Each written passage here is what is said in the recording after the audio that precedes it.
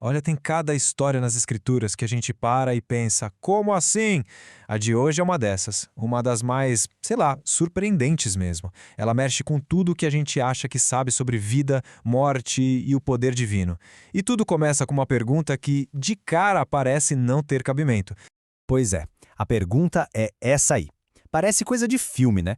Mas a gente vai ver agora um relato antigo que diz que sim, isso aconteceu. E o mais maluco, aconteceu de um jeito que ninguém, mas ninguém mesmo, poderia imaginar. Ok, para a gente entender como essa história maluca aconteceu, a gente precisa primeiro viajar no tempo, sabe? E o cenário não era nada bonito.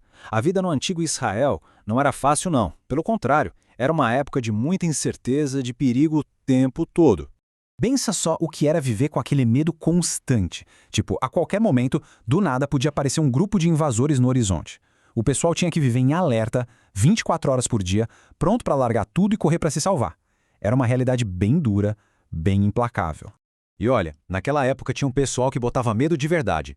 Os Moabitas. O negócio deles não era uma guerra declarada, com exército e tudo. Não. Era um ataque relâmpago, sabe? Chegavam com tudo, pegavam o que podiam e sumiam do mapa, deixando só o medo para trás. É nesse clima tenso que a nossa história acontece. Bom, com esse pano de fundo todo, a gente sai do geral e vai para um acontecimento bem específico. Um dia que tinha tudo para ser um momento solene de respeito, mas que foi interrompido da forma mais brusca possível. Imagina a cena, um cortejo fúnebre, sabe? Aquele momento de luto, de respeito, um grupo de homens levando um falecido para ser enterrado, cumprindo o ritual. Era para ser uma cena comum, mas o que estava por vir não tinha nada de comum.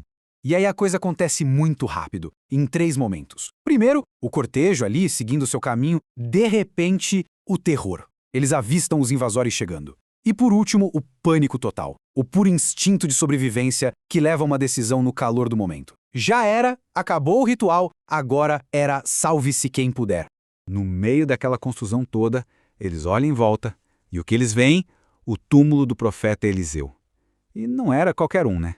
A gente está falando do sucessor do profeta Elias, um cara com um legado gigantesco. Na hora do desespero, sem tempo para cavar outra cova, sem tempo para nada, a única saída foi usar aquele túmulo que já estava ali. Pois é, e é exatamente aqui que a história dá um giro de 180 graus.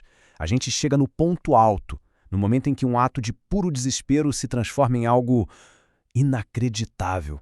A cena é puro caos, não tem cerimônia, não tem nada. Eles basicamente jogam o corpo do homem dentro do túmulo de Eliseu para poderem fugir e se salvar. Foi um ato no desespero, movido pelo medo. Só que o que acontece em seguida, bom, não tem nada de comum. E assim que o homem tocou nos ossos de Eliseu, reviveu e se pôs em pé. Para e pensa nisso. O cara reviveu.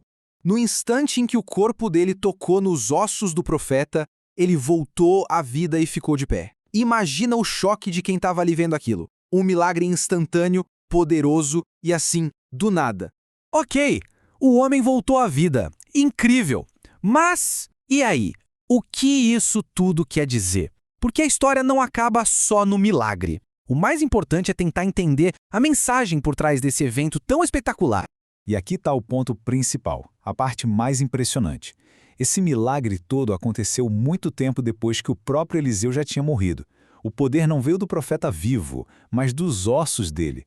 Ou seja, o cara que foi sucessor de Elias, que já era superpoderoso em vida, continuou sendo um canal do poder de Deus mesmo depois de morto. Eliseu já não estava mais lá, mas o poder que agia através dele, esse continuava.